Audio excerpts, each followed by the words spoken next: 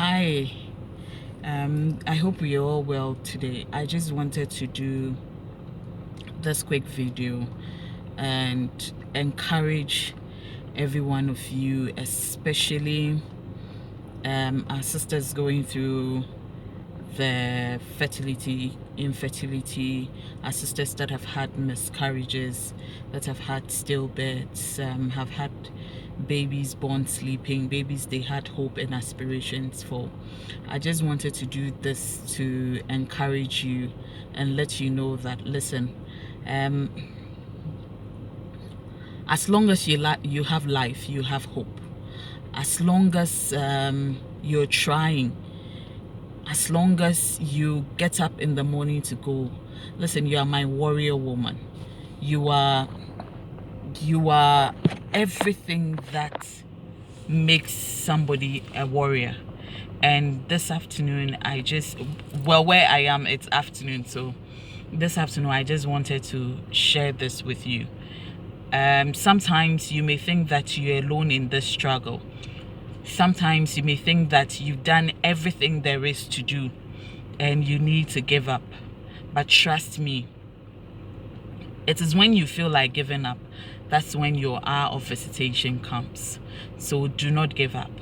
Also, the second part is to encourage all my fellow women, especially the mothers, I'm saying mothers and then men will come and fight me. So all our mothers and fathers who have had to stay home to do homeschooling, to take care of the kids and all that.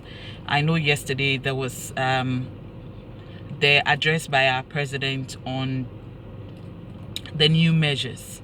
It's unfortunate that we seem to ignore some people in our everyday life in this country, and it's unfortunate it has to do with children. Listen, I am the first to tell you that COVID has hit me hard. It has hit me as an events person very hard. Things to do with work and all that. But it also doesn't mean that I have to risk my health, the health of my team, the health of my staff that come on board when we have events. I really need money, and I mean I really need money. But I sit down and I think about it, that what is the worst that can happen at an event? The president says 100 people. I know us as Ghanaians, it will be you and I who will flout these laws. Imagine now we can go to church, and in going to church, nothing has been mentioned about children. For those of us who have children, you go to church with your children. I know people go to the mosque or Marankanta with children. What are the measures that has been put in place for children below the ages of 11? These are children who will listen to you when you say social distance, wash your hands, do this and do that. But they haven't seen their friends since March. So imagine them going to church and then they go and meet their friends. Forget your mask. Forget your sanitizer. In fact, knowing children, the sanitizer will get finished in 5 minutes of they getting to church. They will take off the mask because we know our children. There are times when they come home and they have somebody's hanky that is not theirs. They have somebody's sometimes bottle that is not theirs. So imagine what they would do with mask.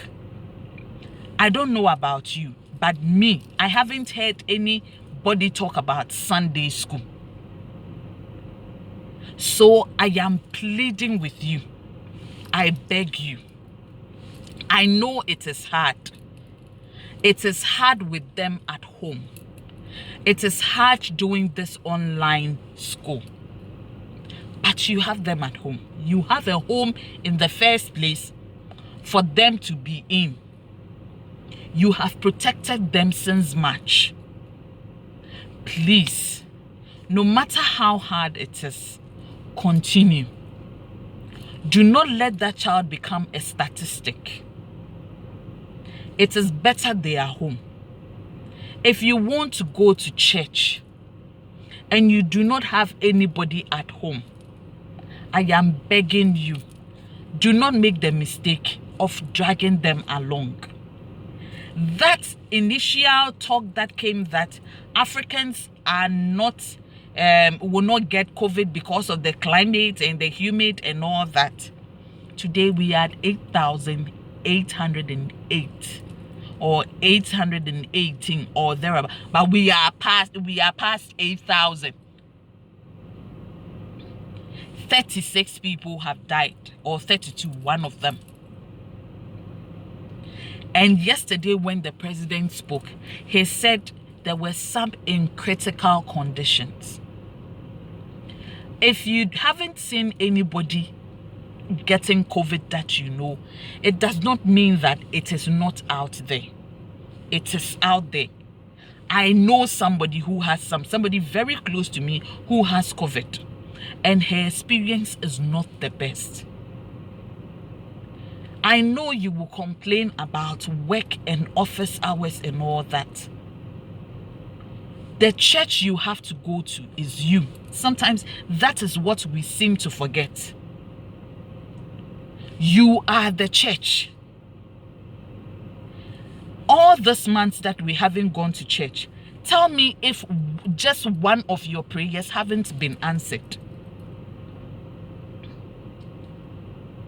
Until we get a vaccine that has been tested, that has been tried, please do not risk these children. The final years that have to go back, me, you, and everyone that has a child in final year, we need to join in prayers. We know how our dormitories are. We know how our classrooms are. So please, and we know how our children are. So please, let us pray.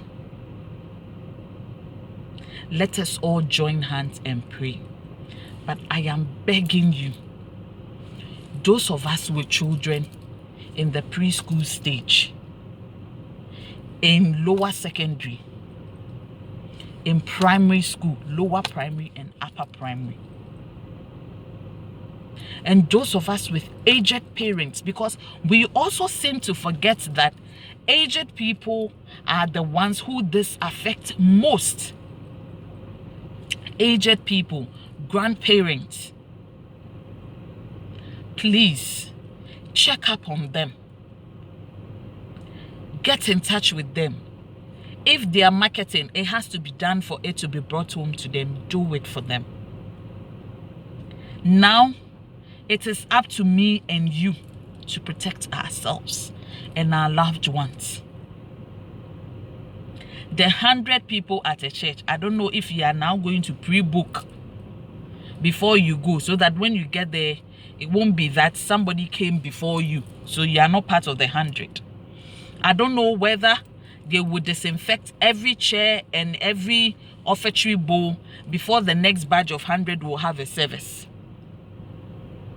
But to be on the safe side, since March, we have been doing online Sunday service. If online school is working, online Sunday service can equally work. They have clearly shown it is business at the end of the day. But for you and I, if we fall today, our children are at risk. If we fall today, business as usual happens. So, until God calls you and I at 90, at 100, let us do what we have to do, because COVID is still around. Back to my dear sisters again. As long as you have life, do not give up on hope. Thank you.